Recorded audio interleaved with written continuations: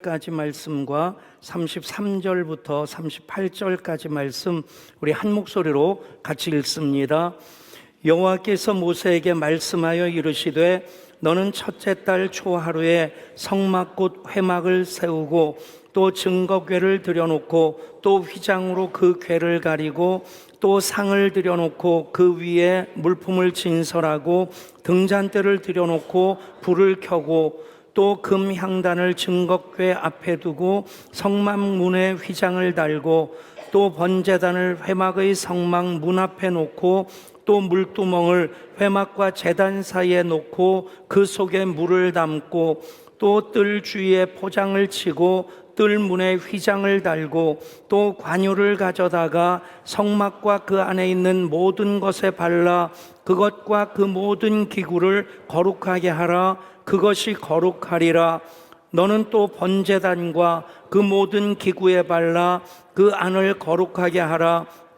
그 제단이 지극히 거룩하리라. 너는 또 물두멍과 그 받침에 발라 거룩하게 하고 너는 또 아론과 그 아들들을 회막문으로 데려다가 물로 씻기고 아론에게 거룩한 옷을 입히고 그에게 기름을 부어 거룩하게 하여 그가 내게 제사장 직분을 행하게 하라.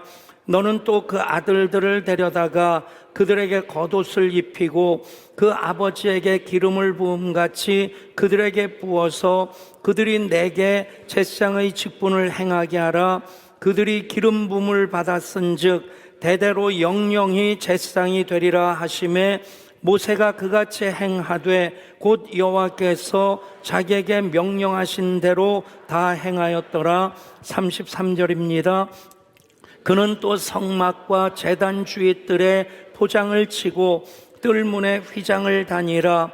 모세가 이같이 역사를 마치니 구름이 회막에 덮이고 여호와의 영광이 성막에 충만하며 모세가 회막에 들어갈 수 없었으니 이는 구름이 회막 위에 덮이고 여호와의 영광이 성막에 충만함이었으며 구름이 성막 위에서 떠오를 때에는 이스라엘 자손이 그 모든 행진하는 길에 앞으로 나아갔고 구름이 떠오르지 않을 때에는 떠오르는 날까지 나아가지 아니하였으며 낮에는 여호와의 구름이 성막 위에 있고 밤에는 불이 그 구름 가운데 있음을 이스라엘 온 족속이 그 모든 행진하는 길에서 그들의 눈으로 보았더라. 아멘. 어제까지 출애굽기를 다 읽었고 오늘부터 레위기 말씀이 시작됩니다. 레위기의 그 레자가 올 레자는 아닌데 레위기 말씀을 읽다 보면 위기가 왔다. 레위기를 느낄 수도 있을 겁니다. 5가지 번제, 그 소제, 화목제, 속죄제, 속건제에 대한 규례들을 읽으면 사실 많이 읽었어도 이게 친밀하게 다가오질 않고요. 이해하려고 하면 어떤 때는 차라리 영어 단어로 번트 오퍼링 그러면 길티 오퍼링 그러면 더 쉽게 이해가 되는데 한자가 또 좀 40대까지는 한자 문화가 아니라서 속건제, 속죄제 그러면 이게 무슨 차이가 있나 잘 이해하기 어려울 수도 있겠다 싶습니다. 그런데 성경은 전체로 숲을 보는 이 과정이 굉장히 중요합니다. 우리가 나무를 보는 데는 참 익숙해 있는데 한 절 한 절 말씀 묵상하고 적용하고 암송하고 하는 것에는 참 많이 익숙해 있습니다. 그 한 절 한 절 말씀으로 강해를 한다든가 설교를 한다든가 하는 것에는 참 우리가 익숙해 있는데 성경 전체를 통으로 보는 통전적으로 성경을 보는 데는 사실 익숙하지 못합니다. 그래서 나무를 보지 못하고 숲만 보는 것도 그것이 전체적으로 이해하는 데 부족함이 있겠지만 또 나무는 보는데 숲을 보지 못하는 것도 성경 전체의 흐름을 놓칠 수 있고 자칫 그러다 보면 이단 집단들의 경우 의도적으로 성경을 왜곡합니다마는 개인적으로도 숲을 보지 못하고 나무만 보다 보면 성경을 자기가 이해하는 방식으로 적용하는 그런 자칫 위험한 것이 생길 수도 있겠다 싶습니다. 창세기로부터 시작된 하나님의 구원의 역사는 아브라함과 이삭과 야곱과 요셉을 거쳐서, 그래서 출애굽기로 넘어오면서 한 개인을 통해서 그 부족을 부르시고 구원하신 하나님께서 이제는 출애굽의 역사를 통해서 한 민족을 구원하시는 그 일을 이루어 가십니다. 창세기와 출애굽기가 각각의 성경인데, 그런데 이것은 또 하나님의 구원의 역사로 쭉 이어가고 있음을, 원래 구약 성경의 그 성경 제목을 보면 창세기는 브레스트라는 말입니다. 태초라는 뜻으로 성경을 브레스트라고 불렀고, 이제 창세기를 브레스트라고 불렀고, 출애굽기는 웨트 쉐모트라는 그런 말로 불렀습니다. 그리고 그 이름들은 애굽으로 내려간 70명의 야곱의 가족들 이름들을 그렇게 기록한 것인데, 그리고 그 이름은 이라고 하는 웰레 쉐모트라고 하는 그 이름이 출애굽기 이름입니다. 그러니까 출애굽기 처음 나오는 단어는 그리고라고 하는 접속사입니다. 또 레위기로 이어지면서 레위기의 제목이 히브리어로 와이크라라는 이름입니다. 와이크라는 데인데 그것은 그리고 그가 부르셨다라고 하는 뜻인데, 그리고라고 하는 그 접속사로, 그러니까 창세기에서 출애굽기로, 출애굽기에서 또 레위기로 그렇게 계속해서 사슬고리 하나하나가 이어지는 것처럼 이어지고 있다고 하는 것, 그 이름만 보더라도 알 수 있게 될 것입니다. 레위기 읽으시면서 위기가 오는 것이 아니라 오히려 이런 제사를 드렸어야 되는데 예수 그리스도의 십자가로 인해서 우리가 완성된 제사로서의 예배를 드릴 수 있음에 오히려 또 감사할 수 있는 그 풍성한 은혜가 예수 그리스도 십자가를 통해서 나에게 이미 왔음을 더 소중히 여기는 우리 모든 예배자 되실 수 있기를 원합니다. 벌써 포기하기에는 너무 이르고요. 그리고 아직 시작 안 하신 분들도 시작하는 그 시간이 가장 빠른 시간입니다. 또 다시 도전해 보실 수 있기를 원합니다. 출애굽기 전체가 두 부분으로 나눠지는데 1장부터 17장까지는 출애굽의 여정을 통해서 시내산까지 이르고 거기서 하나님의 그 계명의 율법을 받습니다. 그리고 18장부터 40장까지는 받은 율법대로 하나님께서 이제 예배의 처소, 성막과 그리고 예배의 기구들, 성막의 기구들을 지라고 하시는 명령을 주시는 말씀이 반복되어서 나오고, 그 말씀대로 성막을 지어 봉헌할 때 그곳에 하나님 영광이 가득하게 되었다라고 하는 것으로 오늘 우리가 읽은 말씀으로 출애굽기가 마무리되어지게 됩니다. 출애굽기 말씀을 읽다 보면 계속되는 반복의 과정을 볼 수 있습니다. 출애굽도 하나님께서 이렇게 들어서 옮겨주시면 제일 편할 수 있을 텐데, 어쩌면 모세와 바로의 기싸움처럼 보여지는 10번의 재앙을 통해서 하나님께서는 하나님의 하나님 되심을 반복해서 드러내십니다. 그리고 나서 십계명으로부터 율법을 주시고, 그리고 나서 성막을 이렇게 지어라 말씀을 모세에게 주시고, 모세가 또 아론과 또 그 이스라엘 백성들에게 반복해서 얘기하고, 그것을 짓는 과정에서도 그대로 하나님 말씀하신 것을 다시 복기를 합니다. 그리고 나서 마지막에 완성되었을 때도 하나님께서 하신 말씀 그것을 다 확인하면서 그 말씀대로 완성이 되어졌다라고 하는 것, 성막을 이렇게 지어라는 말씀도 4번이나 똑같은 말씀이 반복되는 것을 볼 수 있게 됩니다. 그래서 출애굽기를 읽으면서 우리가 결론적으로 깨닫게 되는 것이 무엇이냐면, 성막이 이렇게 지어지는 것이구나, 말씀대로 지어지는 것이 성막이구나, 성막이 바로 교회입니다, 교회가 이렇게 세워지는 것이구나 하는 것을 깨닫게 되면 출애굽기를 제대로 읽은 것이고, 그 깨달음이 없다면 반복해서 한번 읽어보실 수 있기를 바랍니다. 오늘 말씀이 지침이 될 수 있겠고, 그래서 읽을 때 이렇게 교회가 세워지는 것이구나, 교회인 내가 이렇게 세워지는 것이구나. 그래서 출애굽기 전체를 하나의 공식으로 정리한다면 이런 얘기가 됩니다. 구원 플러스 계명은 성막 교회가 되는 것입니다. 따라 하실까요? 구원 더하기 계명은 성막 즉 교회입니다. 아멘. 제사장 나라와 거룩한 백성이 되게 하시고자 하나님께서 구원해 주셨죠.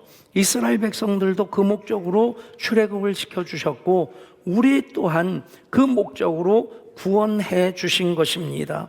그래서 구원받은 하나님 백성들인 이스라엘이 우리가 이렇게 교회를 지어갈 때에 주님의 교회가 세워지게 되고 그 교회 가운데 하나님 영광이 가득하게 되는 것입니다. 그렇습니다. 말씀대로 하나님 명령대로 모든 기구들이 만들어집니다.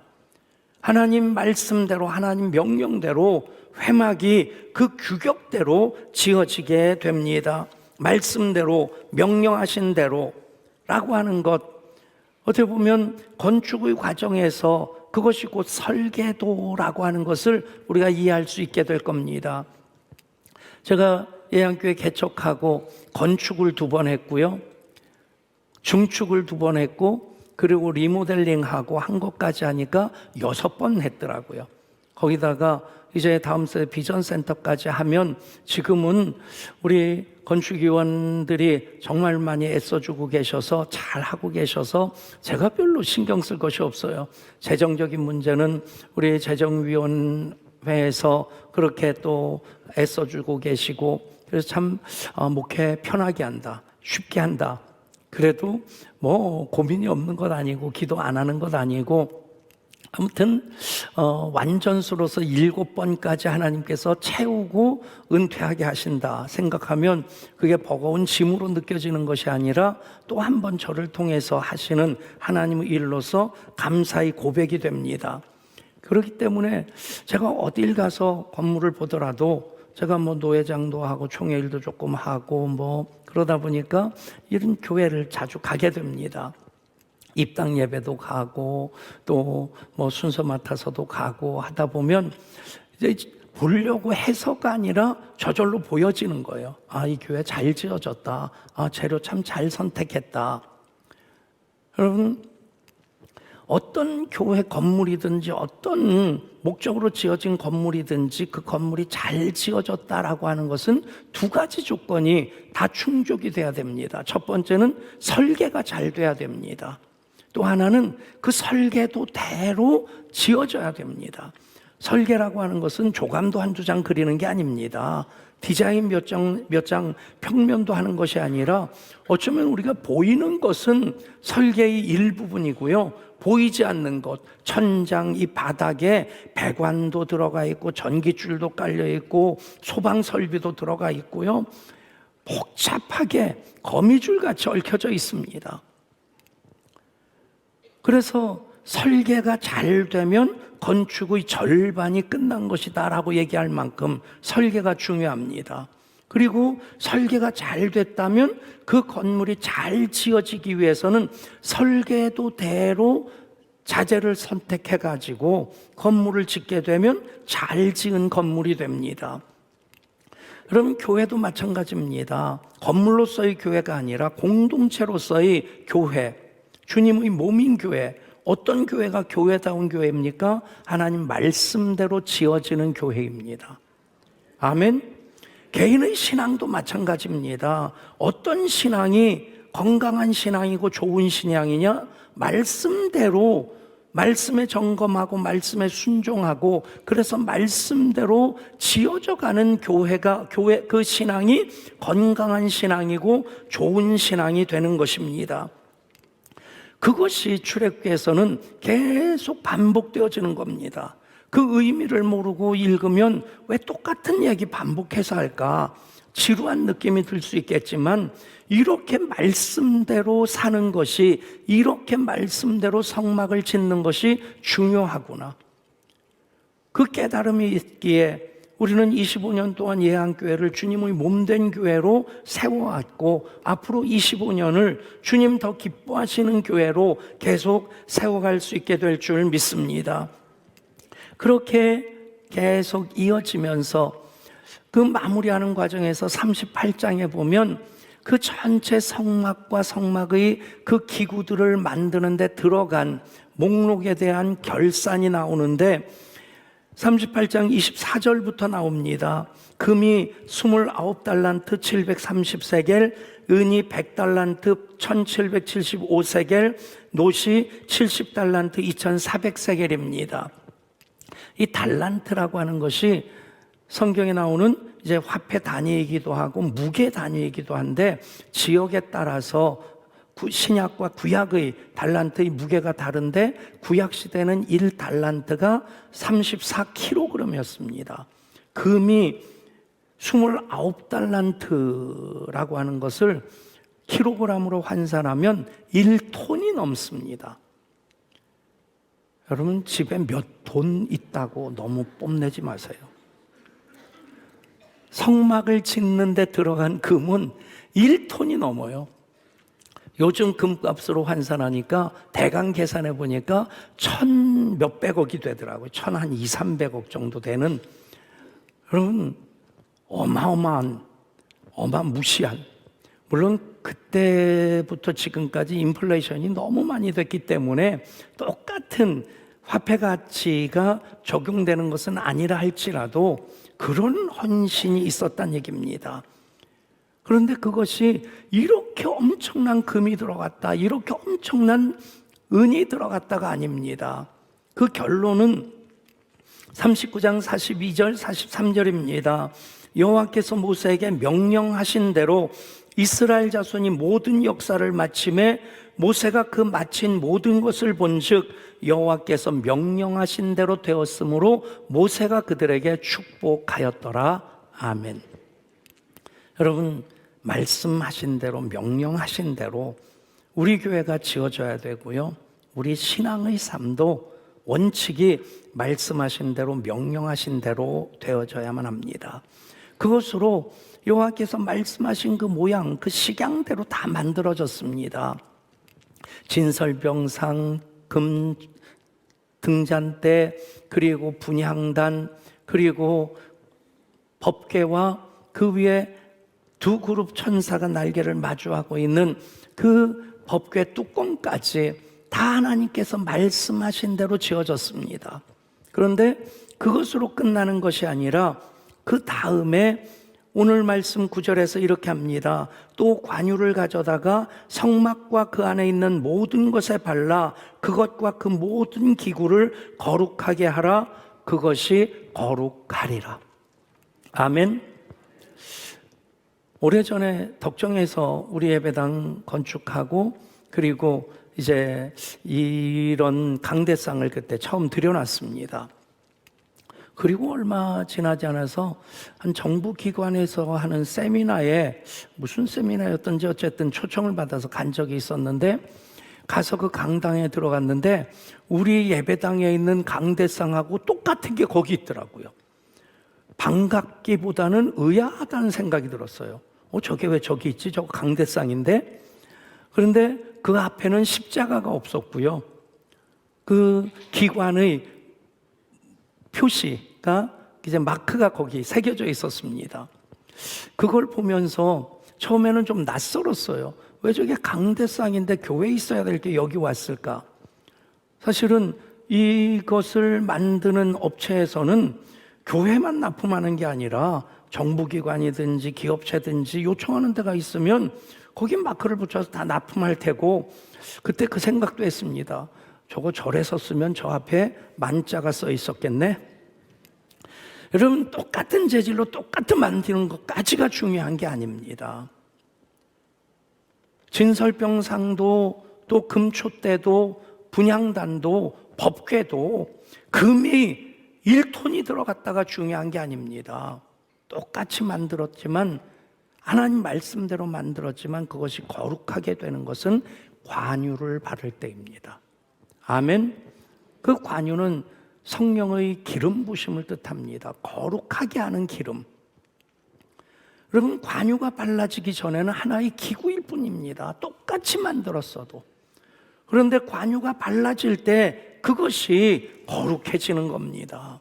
제사장의 복식을 보면 모자, 관에 여호와께 성결이라고 하는 금패를 달고, 그리고 이제 에봇 받침 겉옷과 또 속옷 입고, 에봇에다가 12개의 보석에 12 이스라엘 지파들의 이름을 새기고 그 안에 우림과 둠밈을 넣고, 그런 복식으로는 똑같이 만들었습니다.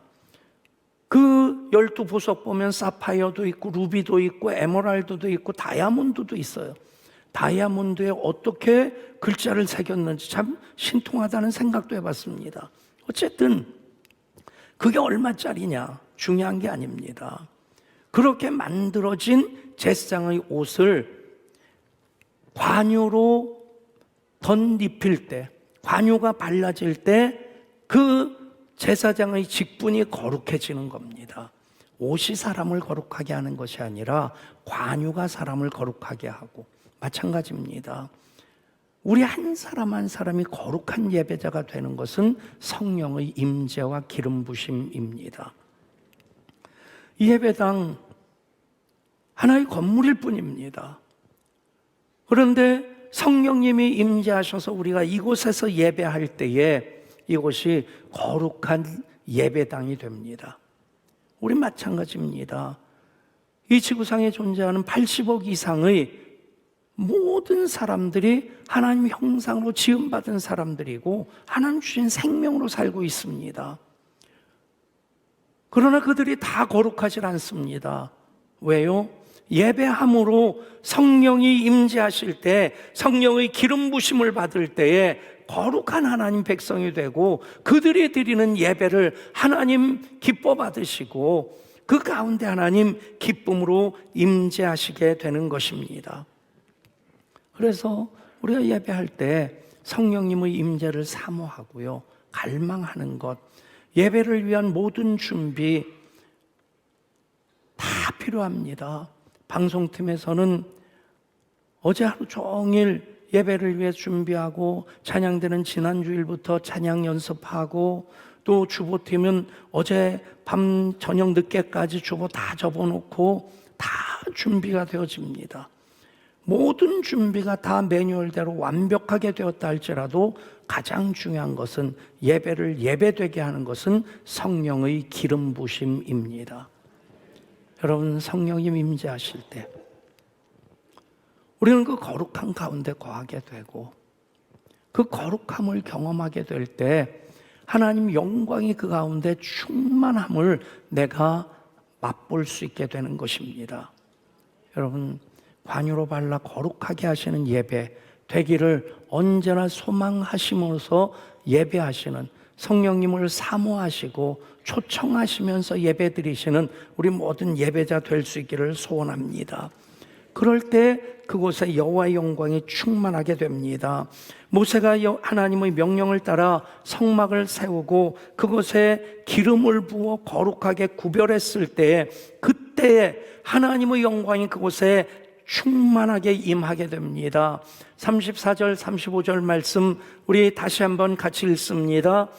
구름이 회막에 덮이고 여호와의 영광이 성막에 충만하매 모세가 하나님 회막에 들어갈 수 없었으니 이는 구름이 회막 위에 덮이고 여호와의 영광이 성막에 충만함이었으며. 아멘.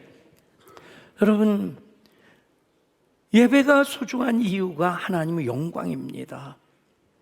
예배 때문에 감격하고 예배 때문에 행복할 수 있는 것은 예전이 아니라, 이 예배당 건물이 아니라 성령님이 우리를 거룩하게 하시고 성령님이 우리를 인쳐주실 때 하나님 그 가운데 영광으로 임재하심으로 말미암아서입니다.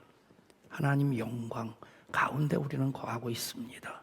예배하면서 하나님 영광을 볼 때 우리는 하나님 영광이 되라 하시는 그 뜻 소중히 붙잡고 예배자의 삶을 하나님과의 아름다운 동행으로 이어가게 되는 것입니다. 초대교회의 탄생의 순간 다시 우리가 정리해 본다면 지금 출애굽기와 그대로 겹쳐지는 것을 보게 됩니다. 부활하시고 40일 동안 제자들과 함께 계셨던 예수님께서 승천하시면서 약속하신 성령이 너에게 임하시기까지 너희는 이곳을 떠나지 말라. 그래서 마가의 다락방에 모여서 열흘 동안 간절히 기도했을 때, 기도하기를 마쳤을 때, 다 했을 때, 즉 그들의 기도의 분량이 꽉 찼을 때 성령님이 임하시는데 각 사람의 불의 혀같이 갈라지는 것으로 임하시고 급하고 강한 바람같이 임하십니다. 여러분, 출애굽기 40장의 성막의 영광과 사도행전 2장의 마가의 다락방의 영광 그대로 겹쳐지고요. 그리고 우리가 성령 안에서 예배할 때에 그 모습이 바로 지금 우리가 드리는 이 예배의 모습이 돼야만 합니다. 여러분, 하나님 영광의 임재, 어떤 이들은 가슴 설레이는 그 촉촉한 감동을 받으면서 눈물을 흘리기도 하고요. 어떤 이들은 하나님 영광 가운데 주시는 말씀을 나에게 주시는 레마의 말씀으로 받습니다. 우리 교회 여자 청년이 지금은 사모가 되었는데 그 청년이 예배드리고 나면 저한테 자주 했던 얘기가 이 얘기였어요. 목사님, 제가 일주일 동안 굉장히 궁금해하고 계속 질문을 했었는데 오늘 목사님이 설교를 통해서 답을 주셨어요. 고마워요. 그러면서 제 손을 덥석 잡습니다. 여러분, 제가 그 청년의 질문이 문제가 뭔지를 어떻게 알겠어요? 그 청년 한 사람을 위해서 설교를 준비하는 것 아닙니다. 사실 설교를 준비한다는 것 참 이게 큰 숙제입니다. 우리 교인들의 연령층도 다양하고요. 어떤 친구는 교회 학교 가는 것보다 엄마랑 같이 예배 드리는 게 더 좋다고 해서 꿈땅아이가, ING아이가 엄마랑 같이 예배 드리기도 해요. 그리고 90대가 되신 우리 권사님까지 연령의 스펙트럼이 다양하고요. 또 신앙의 정도도 스펙트럼도 난 놓고 기억자를 모를 정도로 예수님이 누구신지 성경이 뭔지 모르면서 예배하는 분부터 시작해서 설교 본문 딱 읽으면 아, 오늘 설교 어떻게 하겠구나. 예화 하나 하면 이거 언제 했던 건데? 눈치가 빤한 꼬리가 9개 달린 그런 교인까지. 여러분, 누구에게 초점을 맞추냐? 누구의 문제를 고민하면서 설교하느냐? 준비하느냐? 아닙니다. 그냥 주어진 본문 가지고 우리 교인들에게 그 본문을 맛있게 요리해서 맛있게 먹고 소화가 잘 되도록 하는 게 설교자의 역할인데, 그런데 하나님 영광 가운데 거하면 그 말씀이 나에게 주시는 말씀이 됩니다. 한번 손들어 보라고 할까요? 오늘 말씀 들으면서 이거 나에게 주신 말씀인데, 여러분, 그러면 하나님 영광 가운데 거하고 있는 것이고요. 이 말씀 김 집사 들어야 되는데 이 인간 오늘도 결삭했네. 그딴 생각하면 하나님 영광하고 상관없이 그냥 자리에 앉아 있는 것이 될 수 있고요. 어떤 때는 새털처럼 가벼움을 느끼고요. 어떤 때는 하나님의 영광에 압도되는 느낌을 받는데, 그런데 그 무게 때문에 짓눌리는 것이 아니라 그 영광의 그 무게 가운데 오히려 하나님의 그 어미로움을 느끼게 되고, 여러분, 명령대로 말씀하신 대로 우리가 예배를 드리면 성령님 임재하십니다. 그러면 그 가운데 하나님의 영광이 충만하게 됩니다. 그것을 내가 판단하려고 하지 마시고 그대로 아멘 하면 그때부터 그 영광의 충만함을 누리게 됩니다. 저는 예배 때마다 그 감동이 있습니다. 예배를 준비할 때마다 기대가 있습니다. 창문 하나 없는 그런 창고 같은 건물에서 예배할 때도 하나님 영광으로 충만하게 하실 때 눈물이 이곳저곳에서 툭툭 터지고, 그렇게 예배하고 나면 불치병도 치유가 되고요. 그렇게 예배드리고 나면 문제가 해결되어 있고요. 아니, 문제는 여전히 있어도 기쁨으로 주님을 기대하며 살아갈 힘을 얻게 되고요. 아멘.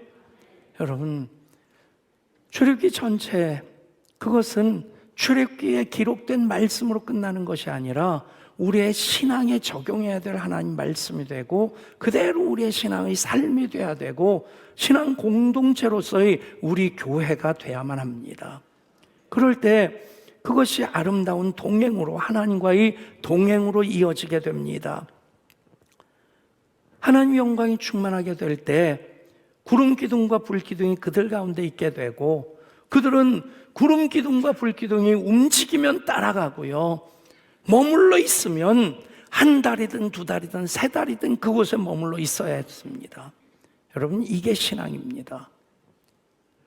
살면서 왜 문제가 생겼을까?